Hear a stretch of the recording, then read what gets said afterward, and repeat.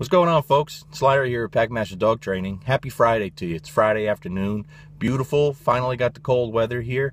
And just got out of the gym, so the endorphins are flowing, and I've had more caffeine already than you would believe, so I'm a little jacked up. And don't have too much about dogs to say here. Well, kind of. But I was just having a pretty cool conversation at the gym with a couple of old fellas, and who were picking my brain about dogs and talking to me about different clients I've had. And they kind of got a kick out of this one story. So they said, you should talk about that on your YouTube page. And so I don't think anyone will be interested. They said, no, I think you need to. I said, all right, then I will. And, you know, when I started training dogs in the Nashville area, I've been really fortunate to meet, you know, an incredible amount of really cool people, you know, a lot of professional athletes, people in the music business. And I don't do the celebrity thing. I don't give up people's identity. I keep everything to myself, you know, and most people appreciate that. And I've had tremendous support over the years from Nashville, Tennessee, you know, in the Tennessee and Kentucky area. And I really appreciate that. But some of the relationships I've built are, you know, will last a lifetime. But I was telling them this one story that they got a kick out of. I remember one time I went to a PetSmart in Nashville. They had a dog training class going on, you know, and it was a low-level dog training class. And I went in there, and I was kind of being a jerk. I had Bruno, my Rottweiler, with me off leash, and I was doing some pretty cool things. And they threw me out. They threw me out of the store, and you know, which is going to happen every time, but that's cool. You know, I was kind of young and immature. And so before I can get in my truck with the dog, I had a couple people leave the training class to come out and say, hey, can I have a card? I said, yeah, sure. I gave him a card. And this one woman signed up real quick for you know, in-home private lessons with her young German Shepherd. Dog's name was Ryder. Woman's name was Paulette. Really cool lady, really cool dog. And so I remember driving down to Nashville, and I'm going to meet these folks for the first time and start training their dog. And I was listening to my iPod. I had my playlist on there. And, you know, I listen to all kinds of music. I mean, everything. You know, I grew up a city boy from New Jersey, but once I moved to Arizona, I was introduced to country, and I became a country fan. I listen to everything. Well, one of my favorite songs in the world, especially one of my favorite country songs, is called "The Ride" by David Allan Coe. I mean, this is a song that anyone would like, no matter what kind of music you like. It's just gangsta as shit in the country world, man. I'm telling you, it's real music. Gotta listen to it. Look it up. "The Ride," David Allan Coe. Okay, so I show up to this house. I'm listening to The Ride in the driveway. I'm ready to drink some whiskey and smack someone in the mouth. I say, all right, let me turn this off and get ready to go meet my client. So I go in the house. Paulette is there with Ryder, young German Shepherd, and her husband's there, Gary, and I meet Gary. And Gary seemed like a real cool dude. We kind of hit it off. And we were talking, and, you know, Gary brought up that I gave him my background, and he gave me his background, told me he used to be a songwriter down in Nashville, wrote a lot of country songs. I was like, get out of here, no kidding. He said, yeah, I don't think anything you know, being a city boy from New Jersey. I said, oh, you'd be surprised now, you know.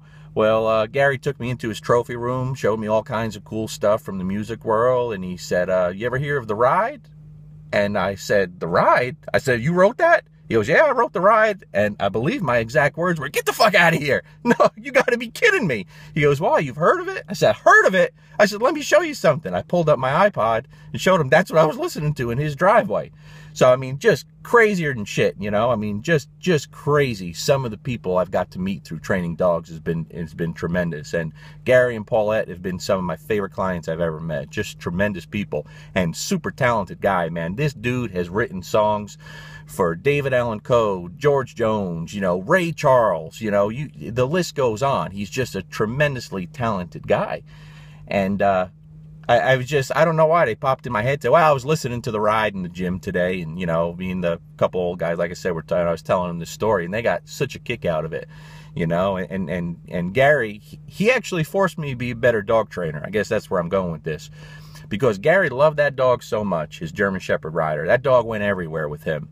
But Gary was never going to do what I needed him to do. But he was honest about it. He would say, man, I'm sorry. I just can't help. I love this damn dog so much. I just can't do that.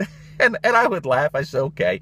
So what it forced me to do, you know, was really learn to take what needed to be done. Because dog training is useless if the owners aren't going to follow through. You know what I mean?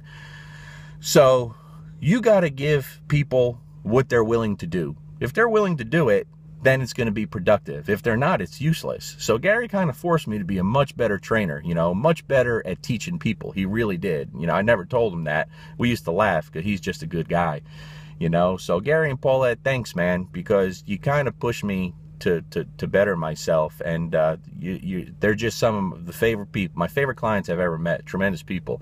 And man, I tell you what, it wasn't a week later that I had a client, another client down in Nashville. All my clients come out of that area for the most part. And we're outside working in front of this lady's house. And, man, who comes pulling up, gets out of his car, but George Jones. And, man, I was kind of starstruck at that time. There's just no one bigger in the country music planet than George Jones. And there's George Jones and his wife hanging out with me, and we're talking, and I'm just shooting the shit with George Jones. Man, I couldn't believe it. It's all because of training dogs. I've met so many people, you know, athletes, professional athletes, you know, Pro Bowl football players, Super Bowl winners. You know who you are. Thanks, guys. Thanks for supporting me in the past. You know, all kinds of athletes and people in the country music business. But I don't even know where I was going. It was just a funny story, you know, and people like to hear that. But I just want to thank everyone in Nashville, Kentucky, and the other places y'all come to for all the support you've given me over the years. I'm going to try to put out a dog training video later if I can get Sophia to film. She quit on me the other day. Me and Sophia had a big fight, and she quit on me. My camera girl quit on me. So I think I'm going to need some help getting her back, you know. And let's start the weekend, man. It's Friday. Let's go have some fun. I'll try to get that video out for you later. A few of you, actually a lot of you, have asked for something a little more in depth to help some of you guys struggle a little bit, and I'm going to try my best to give it to you.